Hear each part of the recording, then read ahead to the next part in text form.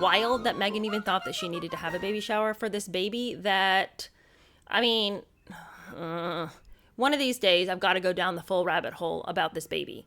Because I totally poo-pooed the idea that she could ever have fabricated a pregnancy. My mind has been changed significantly on that topic. But Meghan wants to have a baby shower for this baby. So let's just, for the sake of argument, pretend she's actually pregnant. And she tells everybody that she wants to have a traditional baby shower, and she obviously can't do that in London. You crazy? Well, how is she going to have a baby shower in London? Also, she has no friends in England. So she decides that she's got to go back to the home country, and she goes back to the motherland.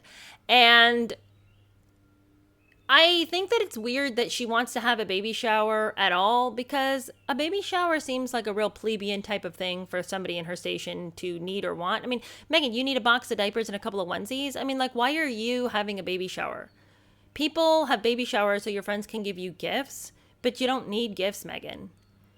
It just seems weird to have a big party for your baby. Like, did Catherine ever have these big baby showers? Like, I just even think that the name baby shower connotes an idea of your friends coming together and helping you to set up for this new baby, which is all well and good for those of us, you know, who live regular lives. Your friends want to help celebrate in that way. But for Meghan to bring all her friends together under that banner, it just seems kind of weird and grabby to me. Greedy, really. Well, she had every intention of getting things from people, but it wasn't necessarily onesies and diapers. It was a networking event of the highest order that lived under the banner of baby shower. So, Tom Bauer writes, at 7.5 months pregnant, Meghan wanted a traditional baby shower. With few friends in London, she would celebrate in America. In the 32nd week of pregnancy, she could safely fly to New York for a party. There, she would plot her destiny. Her suicidal depression seemed to have disappeared. Well, yes, it would, because she was depressed because she had lost control of the narrative. After the People magazine article came out, then she realized, hey, wait a second, I can still wrestle back power. I can still be the queen here. I can still live on top of this mountain. I don't have to be denigrated to some kind of lower rank. I actually can manage this on my own. All I had to do was get a high-powered PR person. So it wasn't a baby shower. It was a time for her to plot and plan with the movers and the shakers in New York. But she can't say that, so she calls it a baby shower. Meghan would claim that the party was organized and hosted by a university friend for 15, quote, close friends. Okay. The version in New York was different. After conversations with Oprah Winfrey and others, it was said Meghan asked Serena Williams' publicists. There were 3 of them, by the way. Serena Williams has 3 publicists. Somebody named Jill Smoller, somebody named Kelly Bush Novak, and Celine Cavarani. And she wanted all 3 of them to arrange this party. Do you hear how wild this is? Arrange the party? But why would you need somebody to arrange the party? It's a baby shower with 15 of your friends. Okay, so it'd be one thing if she wanted to fly to New York and celebrate the coming of the baby with friends, I guess, even though I think that is so extravagant, I cannot barely comprehend even that. But say like you were in the financial position to go and celebrate your new baby with your friends. It seems like, how are you going to, fundamentally, it doesn't make sense to have a baby shower with your friends in another continent. If they decide to give you presents for the baby, now you got to fly all those presents back. Why wouldn't they just send you something if they wanted to give you a present for the baby? I don't even understand. I mean, this is so typical of her. It's always about presenting an image to the world that she thinks people will accept. She thinks people will accept this idea of a baby shower, but people don't accept it when they find out that it was the farthest thing from a baby shower that has ever been held on the face of the earth.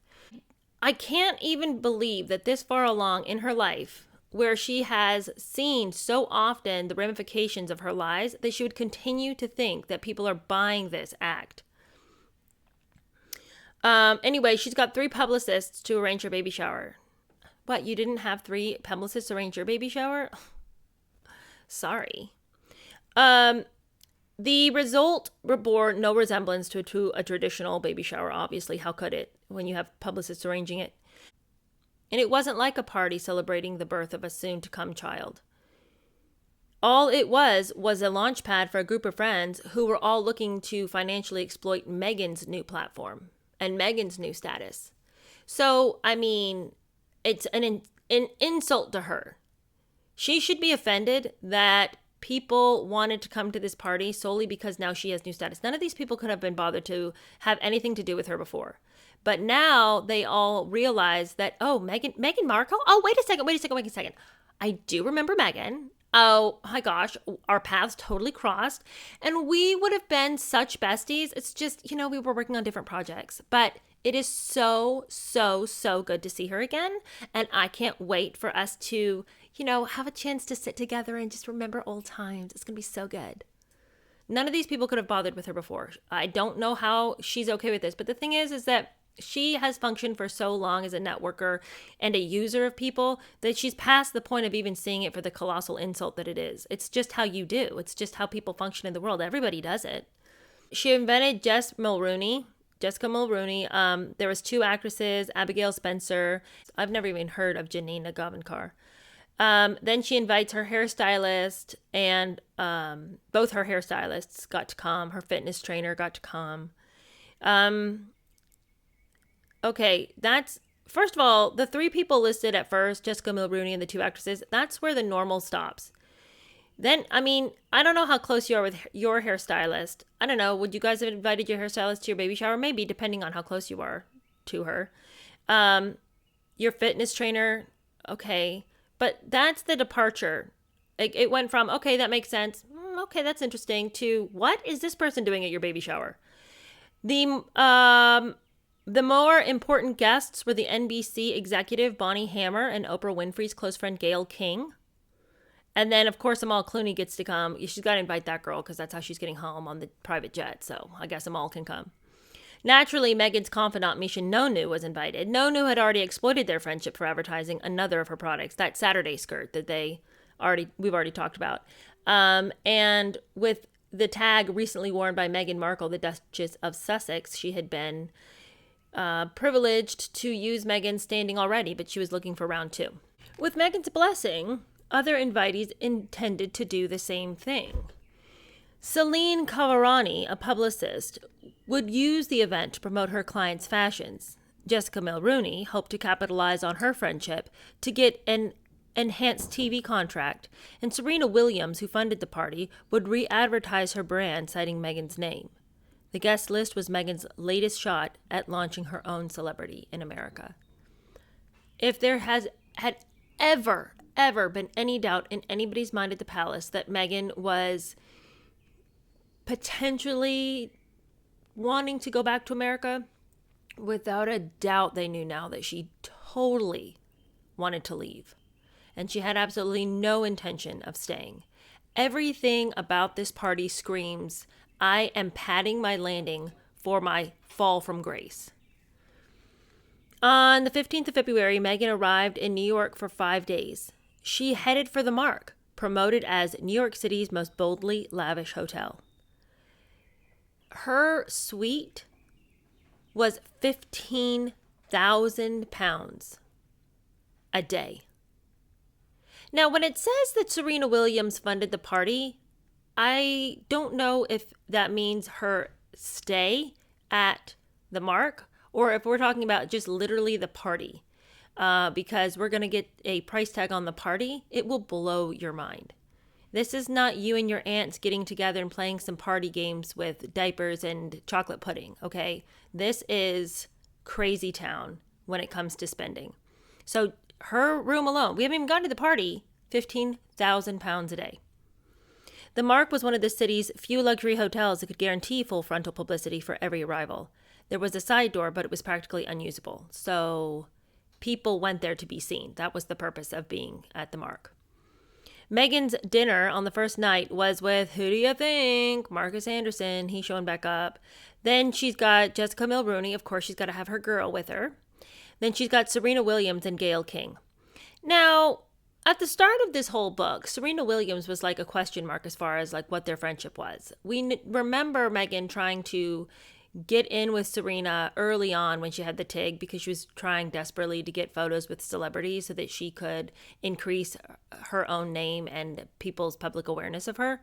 And it was sort of scoffed at the beginning of this book about how close Serena and Meghan actually were. But Serena's name is coming up frequently now, especially since she went to the wedding. And after having been at the wedding, now she's kind of working with Meghan behind the scenes and prepping her to get back to America. But Serena Williams has every intention of using Meghan just as Meghan's used her. Everybody's playing this nasty game. And Gayle King, I mean, we know Gayle King's relationship to Oprah, so Oprah has been trying to grease this deal for a while, and now she's getting Gayle in on it. So now Meghan is really being brought into this fold of broadcasters who are looking to make some money off of her, but not like Meghan cares. She doesn't care. She's totally fine with it. I'll use you if you're using me. Let's all just have a great big orgy of celebrity status. Meghan found it therapeutic to be among friends sharing her values in her own country. Thank God she can just be with people where she can speak freely. What she really means is, here I have a captive audience that will let me talk and talk and talk, and somebody who won't shoot down my balloon. But the problem is that she's with people who are also trying to live their own fantasy and also trying to make a world that never is touched by the hardness of reality.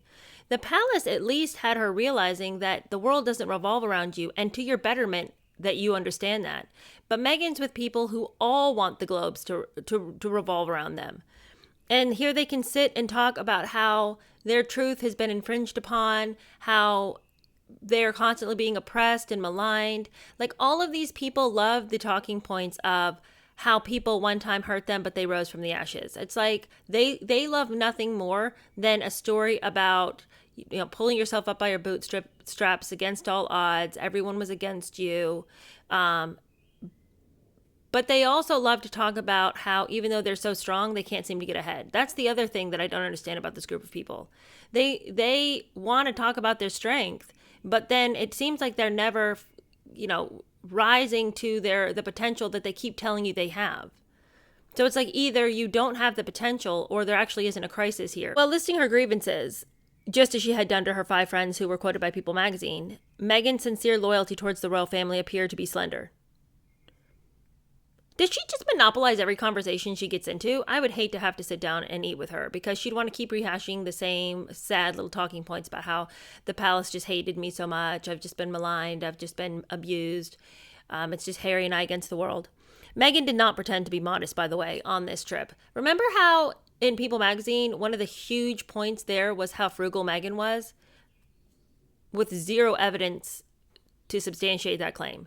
Well, Meghan didn't care about what people were noticing on this trip. She planned to be outrageous in her spending.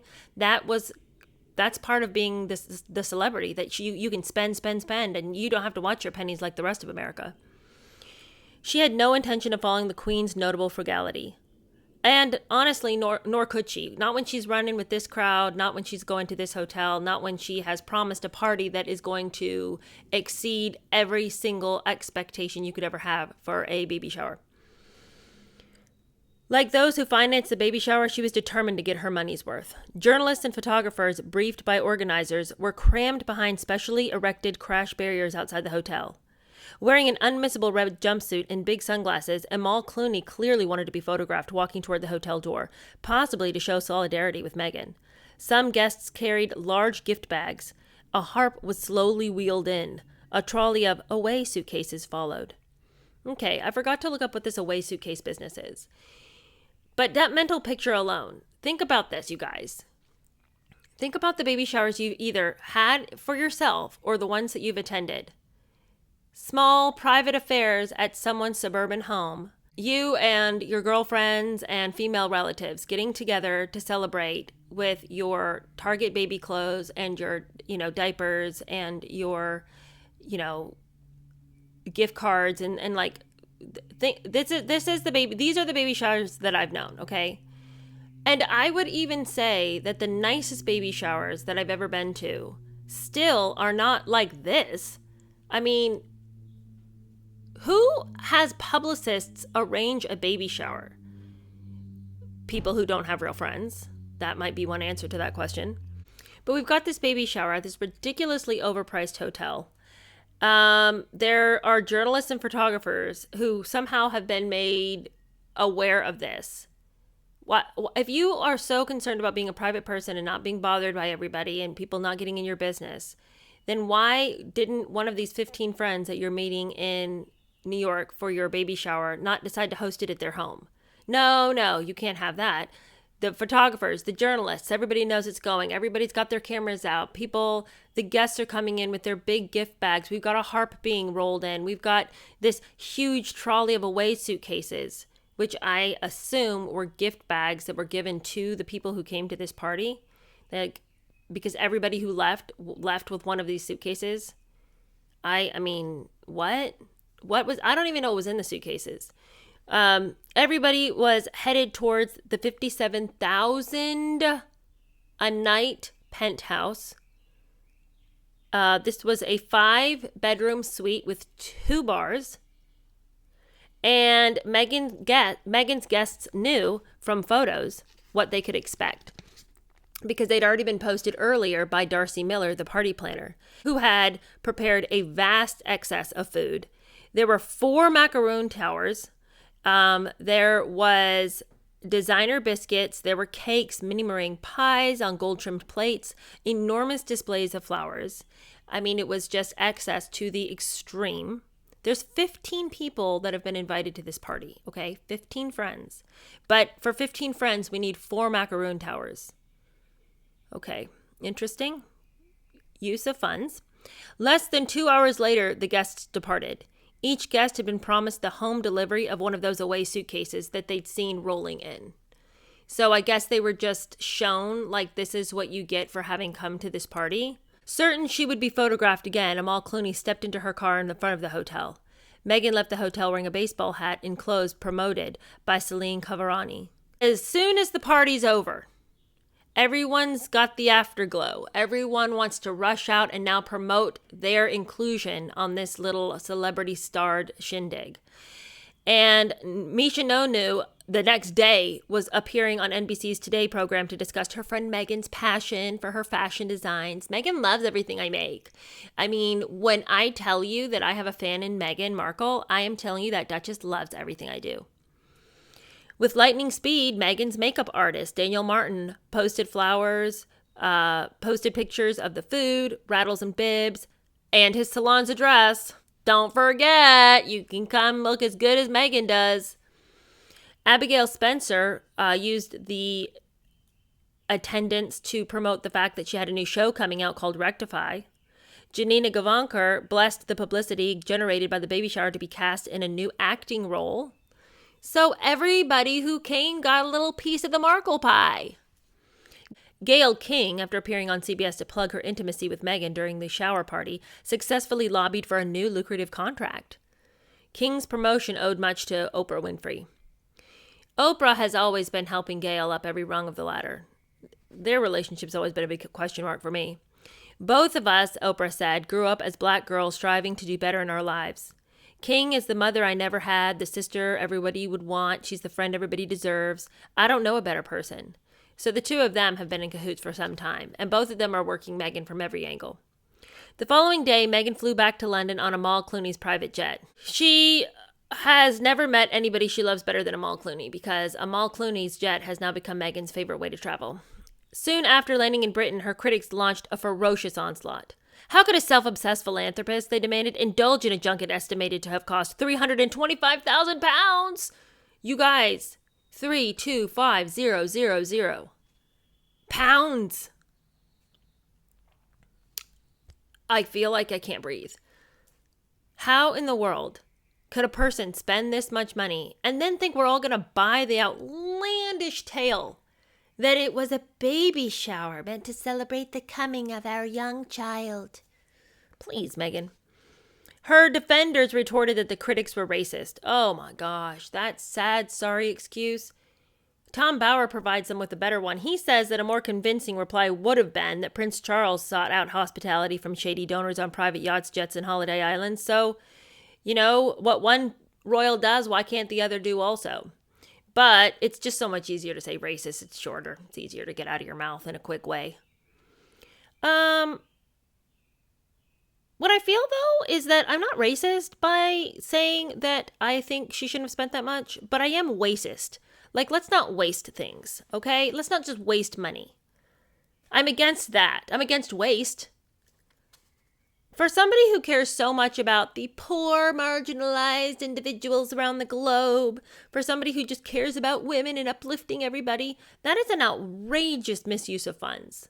Even if this was your own personal money, should you really have a party that costs this much? Isn't there something better you could do? Like, even just for your own family, like a better way for us all to share this money? Seems crazy to me. All right, well, 2 days after returning to London, Meghan and Harry flew on to a standard BA flight for an official 2-day visit to Morocco.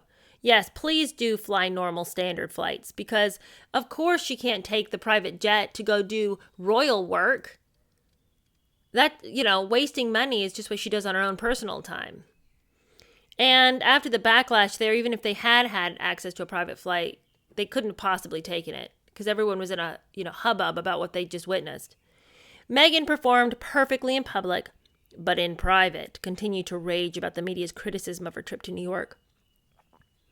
How could she not have anticipated that people would find it completely and totally tone deaf to waste that kind of money?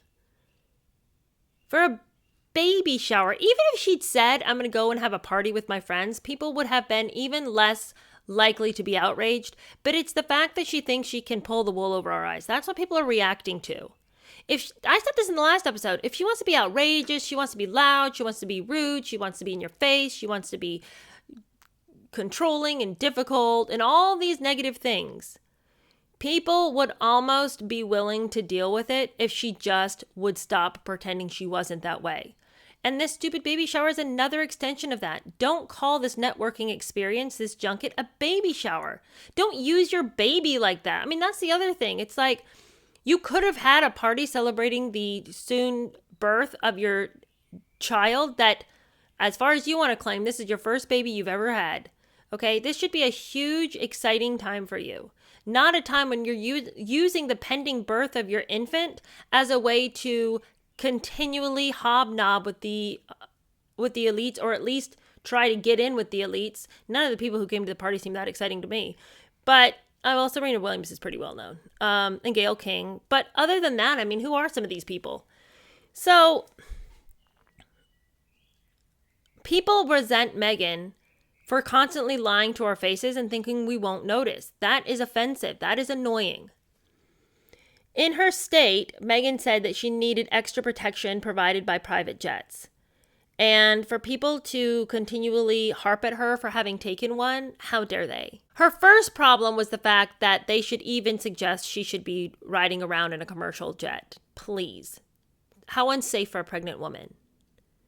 But then her second problem was that she eventually comes around to, because people are like, yeah, but pregnant women fly all the time. What are you talking about? It's not dangerous. Then she's like, well, actually, my real problem is just the media's dishonesty. That's ultimately my problem. And she said that how could people criticize her during her pregnancy because she hadn't even been visible to anybody. Like, she just stayed holed up and like taking care of her and her baby. That was her only thought the entire time, was her and her baby. And she had just lived a quiet little life. And she claims, I wasn't even visible. I was on maternity leave or with a baby in the entirety of 2019. So I don't really know why people had anything to say about what I was up to because they didn't even see me. I was like, but Meghan, we did see you actually. We saw you come to New York and throw a 325,000-pound party that lasted like 2 days. So don't even with, I wasn't even visible. Well, the New York trip appears to have settled Meghan's fate. Contemptuous of the palace and the staff, she decisively set out to fashion her own career regardless of the monarchy. Once again, she took the initiative and worked in secret. Y'all, this is diabolical. And I can tell you this secrecy would have scared me. If I were in the palace, her continual need to work and function in secret and making all these secret deals. I mean, it's come out over and over and over and over and over that she's had a hand in manipulating stories in the media. Way back to those pictures with her dad, We all had a lot of questions about how that went down. Now, Thomas Markle doesn't say she actually had a hand in those pictures, but there's been enough evidence to suggest she certainly knew the photographer that went knocking on her father's door. So all the way back to that, she's been manipulating the media. But now she's not even going to try to hide her intentions of being her own PR manager with the help of some of her Hollywood friends. Now we're going to come to a story where she is going to start working with this guy from British Vogue, this editor from British Vogue. This whole thing is shrouded in mystery, okay? It's questionable whose idea this was for her to be functioning with British Vogue. Now, the palace had nothing to do with it, but I'm saying it's questionable between, was it her idea or was it the editor's idea, okay? But I'm going to read the story to you guys and then we'll talk. So, inspired by her Los Angeles publicists, she'd emailed British Vogue's magazine's new editor, Edward Enninful. The 41-year-old had worked in magazines since he was 17. His dramatic appointment as editor confirmed his skills. Now, without introduction, okay, Meghan, just like she did way back when she went, was it Elle magazine she trotted in and she was all like, you guys, I have an idea. Well, she does the same thing here without an introduction. Meghan asked Enninful whether Vogue could promote SmartWorks, a British charity who she had joined in January. The charity trained disadvantaged women for job interviews and provided suitable clothes. Intrigued by the approach, Enninful headed to Kensington Palace to meet a woman equally ambitious and hungry for publicity. SmartWorks was not the only reason for approaching Enninful, and in fact, it probably was zero reason for approaching him, but she needed to have something that sounded really attractive and on brand for the palace so that she could get him into the lion's den. Enninful had developed a narrative about his ambition to be a positive force for change. So, of course, that's the way to get his attention, by telling him, hey, do you want to work with me on this great campaign that is, aimed at helping women, disadvantaged women? Of course he's going to say yes to that if his narrative about himself was that he was looking to make the world a better place. As the son of immigrant Ghanaians, his passion was to promote Black women to embrace similar ambitions to white women. What followed during their conversation is inevitably disputed, of course, because we don't have any record of it. Now, Meghan says that after she settled the dogs around her, she approaches him with this brilliant plan. What if I guest edited the next edition of Vogue? What about it? See, I think it's going to be a great plan because I have such an eye for fashion and I have for so long. You can tell by how good I look all the time. And I am my own stylist. So for me to guest edit Vogue would actually be to your advantage because I've looked at the last few issues and it's my opinion that you can actually do way better than you've been doing. And I think that under my careful tutelage, we could really get the next issue up to par and it could be really fun for you. Just to kind of work with somebody with my eye, and with my talent for the written word, my talent for the visuals, for beauty, really. It could be eye-opening for you. So I'm throwing that out there. I'm sure you're going to take the bait because you can hear how good this is, right? You can hear it. And I think this is going to be a great, sort of a milestone. It'll be a mile marker for British Vogue after this issue comes out. It'll be like a before and after moment, like before Meghan edited and then Vogue after. It's going to be one of those sort of tentpole moments for British Vogue. I know it can be, and I know it will be if you take me up on this offer. Okay, so that's what she says happened. The editor's staff ridiculed the notion. Her idea, get the hell out of here. That wasn't her idea at all. Enninful knew that Meghan would be a brand worth working for. At that moment in time, she was just hot enough that she could lend him some credibility if they worked together, but not in the same way that Meghan would have thought. He wanted to use her, and he wanted to use her rising star and her status, particularly because his hope was to uplift Black women. And so her whole narrative about being biracial would have worked hand in glove with the hope that he had to elevate women of color into what he would say are white women positions. Enninful, rather than Meghan, they insist, decided that the Duchess would be a perfect money-making vehicle for the magazine. In his version, Enninful suggested that Meghan guest edit the critically important September issue. She'd be the first guest editor at British Vogue, a magazine renowned as a fashion elite's Bible. The woman who rarely stepped out of Kensington Palace in clothes costing less than $5,000 and high-heeled Manolo Blahniks to elevate her 5 foot 5 inch to 5 foot 5'10", saw no reason to inform palace officials about her decision. Enninful classed the project as top secret, with unprecedented disguise. Enninful assigned one team to produce the normal September issue, unaware that it would never be published. In parallel, Enninful and a team of 13 produced the special issue. The focus would be on 15 women nominated by Meghan as her heroes or forces for change.